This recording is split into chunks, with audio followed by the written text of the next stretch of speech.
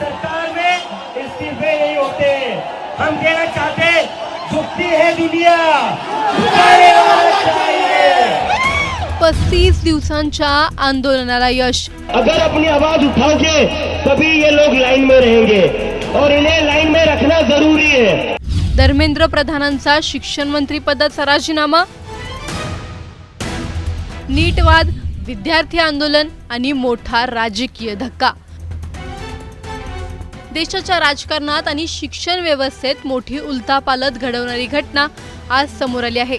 तब्बल 35 दिवस दिल्लीच्या जंतर मंतरवर सुरू असलेल्या विद्यार्थी आंदोलनानंतर केंद्रीय शिक्षण मंत्री धर्मेंद्र प्रधान यांनी आपल्या मंत्रिपदाचा राजीनामा दिला आहे। नीट यूजी परीक्षा, पेपर फुटीचे आरोप, विद्यार्थ्यांचा संताप, देशभर पसरलेलं आंदोलन आणि वाढत गेलेला राजकीय दबाव या सगळ्याचा शेवट अखेर एका मोठ्या राजीनाम्यात झाला। पण हा केवळ एका मंत्र्यांचा राजीनामा आहे का, की देशातील शिक्षण व्यवस्थेवर विद्यार्थ्यांनी उपस्थित केलेल्या प्रश्नांची सुरुवात आहे? जाणून घेणार आहोत या व्हिडिओमधून। व्हिडिओ शेवटपर्यंत नक्की पहा आणि टाइम्स नाऊ मराठीच्या यूट्यूब, इंस्टाग्राम आणि फेसबुक पेजला फॉलो करायला विसरू नका। तब्बल 35 दिवस दिल्लीच्या जंतर मंतरवर हजारो विद्यार्थी आणि विविध विद्यार्थी संघटना एका मागणीवर ठाम उभ्या राहिल्या होत्या। मागणी होती फक्त एकच, केंद्रीय शिक्षण मंत्री धर्मेंद्र प्रधान यांनी नैतिक जबाबदारी स्वीकारावी, पद सोडावं। नीट यूजी परीक्षेतील अनियमिततेच्या आरोपांनंतर सुरू झालेलं आंदोलन दिवसेंदिवस तीव्र होत गेलं। सुरुवातीला केवळ दिल्लीपुरतं मर्यादित असलेलं हे आंदोलन काही दिवसातच देशभर पसरलं। मुंबई, राजस्थान, बिहार, गुवाहाटीसह अनेक राज्यांमध्ये विद्यार्थ्यांनी मोर्चे, निदर्शने आणि आंदोलनं करत केंद्र सरकारवर दबाव वाढवला। जंतर मंतरवरील आंदोलनकर्त्यांनी स्पष्ट शब्दात सांगितलं होतं की राजीनाम्याशिवाय आंदोलन मागे घेणार नाही। शेवटी शनिवारी दुपारी धर्मेंद्र प्रधान यांनी आपल्या पदाचा राजीनामा पंतप्रधान नरेंद्र मोदी यांच्याकडे पाठवला। नरेंद्र मोदी यांच्या कार्यकाळात एखाद्या मोठ्या आंदोलनानंतर केंद्रीय मंत्र्याला पद सोडावं लागल्याची ही अत्यंत महत्त्वाची घटना मानली जात आहे। राजीनामा जाहीर करताना धर्मेंद्र प्रधान यांनी विद्यार्थ्यांच्या भावना आणि देशातील परिस्थितीचा उल्लेख केला। त्यांनी सांगितलं की गेली 4 दशकं आपण विद्यार्थी, शिक्षण आणि शिक्षण सुधारणा यासाठी काम करत आलो आहोत। मजबूत शिक्षण व्यवस्था ही सक्षम भारताची पायाभरणी आहे, असा विश्वास त्यांनी व्यक्त केला। देशातील तरुणांच्या स्वप्नांचा आणि त्यांच्या अपेक्षांचा आपण नेहमी आदर केला असल्याचंही त्यांनी नमूद केलं। प्रधान यांनी आपल्या निवेदनात 3 मे 2026 रोजी नीट यूजी परीक्षेचा विशेष उल्लेख केला। परीक्षेत अनियमितता समोर आल्यानंतर केंद्र सरकारने तातडीने कारवाई करत सीबीआयकडे तपास सोपवला, परीक्षा रद्द केली आणि पुनर्परीक्षेची घोषणा केली। पुढील वर्षांपासून परीक्षा संगणकाधारित पद्धतीने घेण्याचाही निर्णय झाल्याचं त्यांनी स्पष्ट केलं। त्यांच्या मते या संपूर्ण प्रक्रियेत 20 लाखांहून अधिक विद्यार्थ्यांची परीक्षा सुरक्षित आणि सुरळीत पार पाडणं ही सरकारची जबाबदारी मोठी होती। केंद्र सरकार, राज्य सरकार, जिल्हा प्रशासन, पालक आणि विद्यार्थ्यांच्या सहकार्यामुळे 21 जून रोजी पुनर्परीक्षा यशस्वीरित्या पूर्ण झाल्याचंही त्यांनी सांगितलं। धर्मेंद्र प्रधान यांनी आपल्या पत्रात पहिल्या दिवसांपासून या प्रकरणाची जबाबदारी स्वीकारल्याचं नमूद केलं आहे।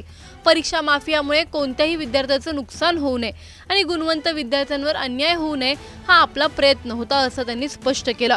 16 जुलैला जाहीर झालेल्या नीट यूजी निकालाचाही त्यांनी उल्लेख केला। गरीब आणि ग्रामीण भागातील अनेक विद्यार्थ्यांनी यश मिळवलं, मात्र या काळात काही जबाबदार व्यक्तींनी विद्यार्थ्यांची दिशाभूल करण्याचा प्रयत्न केल्याचंही त्यांनी आपल्या निवेदनात म्हटलं आहे। गेल्या काही दिवसात देशभर निर्माण झालेल्या वातावरणाबद्दलही त्यांनी चिंता व्यक्त केली। विद्यार्थ्यांच्या आंदोलनाचा गैरफायदा राष्ट्रविरोधी शक्तींनी घेऊ नये, देशात तणाव वाढू नये आणि विद्यार्थ्यांचं भविष्य न्यायालयीन वादात अडकू नये यासाठी आपण हा निर्णय घेत असल्याचं त्यांनी स्पष्ट केलं। राजीनाम्याच्या शेवटी त्यांनी पंतप्रधान नरेंद्र मोदी यांचे मार्गदर्शन, विश्वास आणि सहकार्याबद्दल आभार मानले। तसेच मंत्रिमंडळातील सहकारी, मंत्रालयातील अधिकारी आणि कर्मचाऱ्यांचेही त्यांनी आभार व्यक्त केले। राष्ट्रसेवा हीच आपली सर्वोच्च प्राथमिकता राहील आणि भविष्यातही देश, ओडिशा आणि देशातील तरुणांसाठी काम करत राहणार असल्याचं त्यांनी सांगितलं। मात्र धर्मेंद्र प्रधान यांच्या राजीनाम्याचे अनेक प्रश्न कायम राहतात। केवळ एका मंत्र्याचा राजीनामा दिल्याने विद्यार्थ्यांचा विश्वास पुन्हा मिळेल का? परीक्षा व्यवस्थेतील त्रुटी खरंच दूर होतील का? पेपर फुटीमागील संपूर्ण साखळी उघड होईल का? दोषींना कठोर शिक्षा मिळेल का?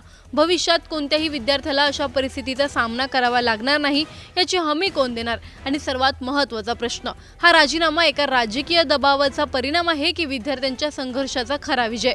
देशभरातील लाखो विद्यार्थी आता उत्तराची वाट पाहत आहेत, कारण हा विषय केवळ एका मंत्र्याच्या राजीनाम्याचा नाही, तर भारताच्या शिक्षण व्यवस्थेवरील विश्वासाचा आहे. धर्मेंद्र प्रधान यांनी दिलेल्या राजीनाम्याबद्दल तुमचं मत काय? आम्हाला कमेंटमध्ये नक्की कळवा. व्हिडिओ आवडल्यास लाईक व शेअर करायला विसरू नका. तसंच अशा नवनवीन अपडेट्ससाठी आणि माहितीपूर्ण व्हिडिओजसाठी टाइम्स नाऊ मराठीला नक्की फॉलो करा.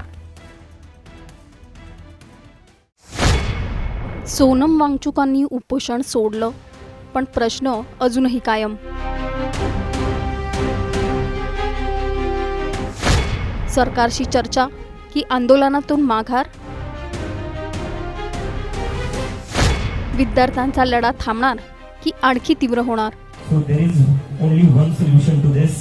Dharmendra Pradhan must resign.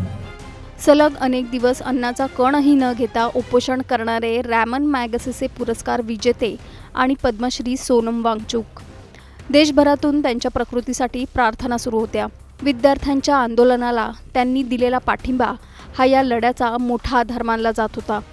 पण अचानक मध्यरात्री उपोषण संपल्याची बातमी समोर आली आणि त्यानंतर अनेक प्रश्न उपस्थित होऊ लागले. नेमकी कोणती चर्चा झाली? सरकारने कोणती आश्वासनं दिली? विद्यार्थ्यांच्या मूळ मागण्यांचं काय झालं? आणि सर्वात महत्त्वाचं म्हणजे सोनम वांगचुक यांनी उपोषण संपवल्यानंतर आंदोलनाची दिशा बदलणार का? या सर्व घडामोडींचा नेमका अर्थ काय? जाणून घेऊया या सविस्तर रिपोर्टमधून. त्यासाठी हा व्हिडिओ शेवटपर्यंत पहा आणि टाइम्स नाऊ मराठीला लाईक, फॉलो आणि सबस्क्राईब करा. विद्यार्थ्यांच्या आंदोलनाला पाठिंबा देण्यासाठी सोनम वांगचुक यांनी उपोषण सुरू केलं होतं. दिवसेंदिवस त्यांची प्रकृती खालावत असल्याच्या बातम्या समोर येत होत्या. देशभरातून त्यांच्या प्रकृतीबाबत चिंता व्यक्त केली जात होती. अशातच उपोषणाच्या 20व्या दिवशी सोनम वांगचुक यांना उपोषण स्थळावरून चादरींच्या आड लपवून रुग्णालयात दाखल करण्यात आलं. सरकारने चर्चा न करता वांगचुक यांना थेट उचलल्यामुळे CJPचे आंदोलक आक्रमक झाले होते. अशातच धर्मेंद्र प्रधान यांच्या राजीनाम्याच्या मागणीसाठी संसदेवर मोर्चा काढण्यात आला. या मोर्चादरम्यान विद्यार्थ्यांवर अमानुष पद्धतीने लाठीचार्ज करण्यात आला. काही विद्यार्थिनींचे कपडे देखील फाडण्यात आल्याचा आरोप आहे. यामुळे सरकारविरोधातला विद्यार्थ्यांमधला रोष आणखीनच वाढताना पाहायला मिळाला. सोशल मीडियातून हा रोष व्यक्त करणाऱ्या अनेक रील्स व्हायरल झाल्या. एकीकडे सोनम वांगचुक रुग्णालयातून उपोषणावर होते, तर दुसरीकडे जंतर मंतरवर CJPचे आंदोलक हटताना दिसत नव्हते. अशावेळी उपोषणाच्या 26व्या दिवशी केंद्रीय मंत्री JP नड्डा आणि राज्यमंत्री जितेंद्र सिंग रुग्णालयात गेले. त्यांनी सोनम वांगचुक यांच्यासोबत चर्चा केली आणि या चर्चेनंतर केंद्र सरकारच्या आश्वासनानंतर नड्डा यांच्या हातून ज्यूस पिऊन सोनम वांगचुक यांनी उपोषण मागे घेतलं. वांगचुक यांनी आपल्या प्रकृतीची काळजी घेण्याचं आवाहन करण्यात आलं आणि पुढील चर्चेद्वारे प्रश्न सोडवण्याचा प्रयत्न केला जाईल असं सांगण्यात आलं. मात्र इथूनच चर्चेला वेगळं वळण मिळालं. अनेक विद्यार्थ्यांनी आणि आंदोलनातील काही सहभागी व्यक्तींनी प्रश्न उपस्थित केला की आंदोलन ज्या प्रमुख मागण्यांसाठी सुरू झालं होतं त्या मागण्यांवर ठोस निर्णय झाला का? विद्यार्थ्यांच्या प्रश्नांवर स्पष्ट भूमिका जाहीर झाली का? की केवळ चर्चेचं आश्वासन मिळालं? दुसरीकडे जंतर मंतरवर आंदोलन करणाऱ्या आंदोलकांनी हे स्पष्ट केलं की एखाद्या व्यक्तीने उपोषण संपवलं म्हणून आंदोलन संपत नाही. विद्यार्थ्यांचे प्रश्न अजूनही कायम आहेत आणि धर्मेंद्र प्रधान यांचा राजीनामा आणि इतर मागण्या पूर्ण होईपर्यंत आंदोलन सुरू राहील अशी भूमिका घेतली. मला नाही वाटत सोनमचं सध्या त्या कंडिशनमध्ये असतं, कारण त्यांची तब्येत खूप जास्त खराब झाली होती आणि वी आर ऑल्सो रिलीव्ड त्यांनी उपोषण जे आहे ते तोडलं आहे, कारण की we cannot afford to lose him. So that was very necessary. आम्ही पण त्यांना तीच रिक्वेस्ट करत होतो. मला नंतर फोन करण्यात आला होता त्यांच्या बायकोने. यामुळे आता दोन वेगवेगळी चित्र समोर येत आहेत. एका बाजूला सोनम वांगचुक यांच्या प्रकृतीची काळजी घेणं आवश्यक असल्याचं मत व्यक्त केलं जात आहे, तर दुसऱ्या बाजूला विद्यार्थ्यांचा प्रश्न आहे की आंदोलनाची मूळ उद्दिष्ट पूर्ण झाली नसताना पुढे काय होणार. दरम्यान सोशल मीडियावरही या निर्णयावर मोठी चर्चा सुरू आहे.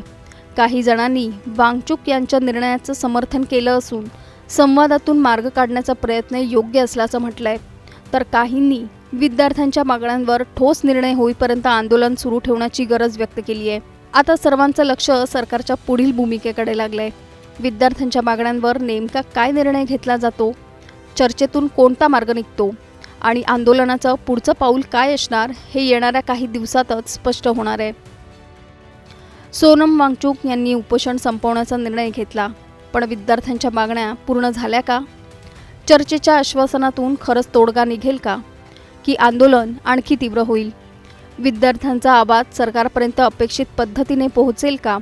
आणि सर्वात महत्त्वाचं म्हणजे या आंदोलनातून देशातील विद्यार्थ्यांच्या प्रश्नांवर ठोस निर्णय होणार का? या सर्व प्रश्नांची उत्तरं आता पुढील घडामोडींमध्येच मिळणार आहेत. त्यामुळे या आंदोलनाकडे संपूर्ण देशाचं लक्ष लागून राहिलं आहे. Bureau report, times now Marathi.